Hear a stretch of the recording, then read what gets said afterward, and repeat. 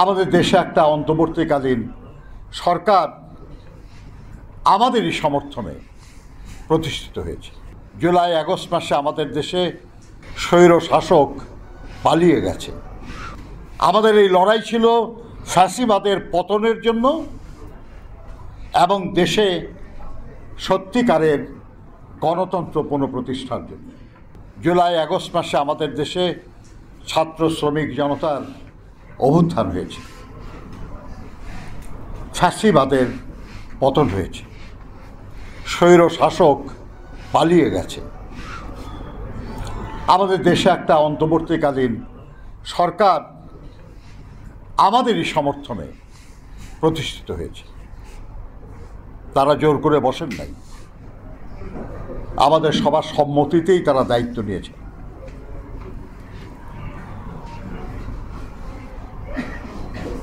এই লড়াইয়ের যে আবেগ, সেই আবেগের প্রেক্ষিতেই এই সরকারের কাছে জনগণের প্রত্যাশা অত্যন্ত স্পষ্ট।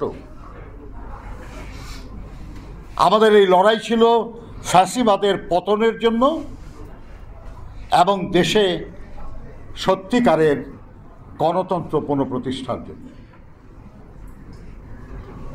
আমার একটা সমাজ, যে সমাজে ফ্যাসিবাদ বা স্বৈরাচার থাকবে না, জনগণ তার অধিকার,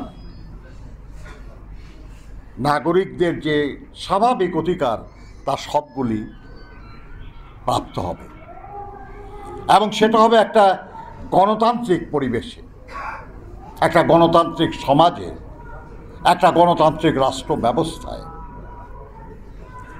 আর সে কারণেই আমরা বারবার বলেছি যে সরকারের প্রধান কাজ হলো জনগণের দৈনন্দিন জীবনের যে সংকটগুলি,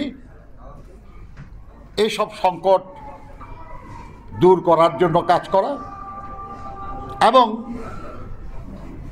একটা গণতান্ত্রিক সমাজ পুনর্বিনির্মাণের জন্য যেসব সংস্কার প্রয়োজন সেগুলো করে দেশে জনগণের নির্বাচিত শাসন প্রতিষ্ঠা করা। আমরা যারা রাজনীতি করি এই দেশে, কোনো দল করি কিংবা কোনো মতের বিশ্বাস করি, আমাদের বিভিন্ন রকমের মতামত থাকতেই পারে। এইসব মতামতের কোন মতামত একটা অন্তর্বর্তীকালীন সরকারের দ্বারা আদায় করা সম্ভব আর কোনটাতে জনগণের সম্মতি প্রয়োজন, এইটুক তো বুঝতে হবে আমাদের। জনগণের সম্মতি ছাড়া যা করা উচিত না, তা একটা অন্তর্বর্তীকালীন সরকারকে দিয়ে করানোর চেষ্টা, এটা না রাজনৈতিক না নৈতিক, এটা আমাদের বুঝতে হবে। আর সেই জন্যই আমাদের উচিত হবে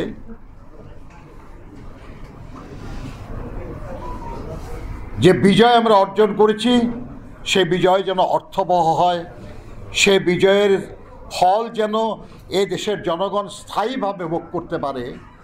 সেই জন্য গণতন্ত্র, জনগণের শাসন পুনঃপ্রতিষ্ঠা করা।